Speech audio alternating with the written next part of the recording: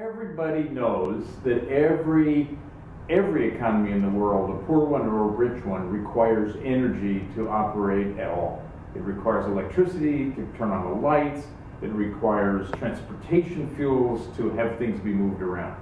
And everybody knows the American power platform, the thing on which all societal and economic activity rests, is out of date. It's from the 19th century or maybe somewhat the 20th century, but it is out of date.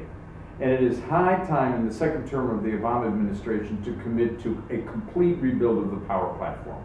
Let's have specific goals. The specific goals should be, let's double the market share in electricity generation of solar power and wind power, true renewables, and let's increase by at least 50% the market share of natural gas because it's a lot cleaner than depending on more carbon emissions intense energy sources. And also, wonderfully, it is very, very cheap because we found all kinds of natural gas under the ground all across the United States. So we also need to do this, move to the cleaner power platform, because climate change isn't something in the distant future or even a decade off. It is clear, it is present, it is real. It is the droughts we saw in the last 2 summers. It is the floods that we just saw in New York. It is extreme weather conditions in our country and everywhere else in the world. The emissions problem faced by the United States and the whole rest of the world is getting more and more serious. This is the curve. These are the bad curves as we put in greenhouse gases that wrap around like a blanket all around the world's atmosphere, and underneath that blanket things get hotter and hotter, just like they do if you put a down blanket or a wool blanket on a bed and you lie under it, it gets warmer. That's good if you want to sleep, and very bad if you're trying to have the environment stay one in which we can have crops and live good lives.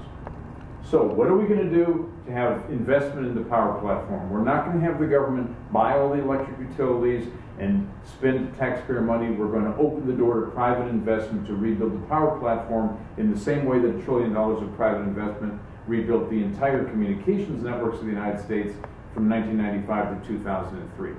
We're going to do that by extending good tax policies for wind and solar, financial support through state green banks that are fueled in part by federal money. We're going to have the utilities be given new laws so that they can make new profit investing in new ways of delivering electricity. We're going to have the EPA tell people to turn off that which is generating too much carbon in the air. It's all good because the panel prices are dropping in solar. It's all good because we can prove with this graph that finance will lower the cost for everybody because the new power sources are going to be delivered faster, they're going to be cleaner, and they're going to be cheaper.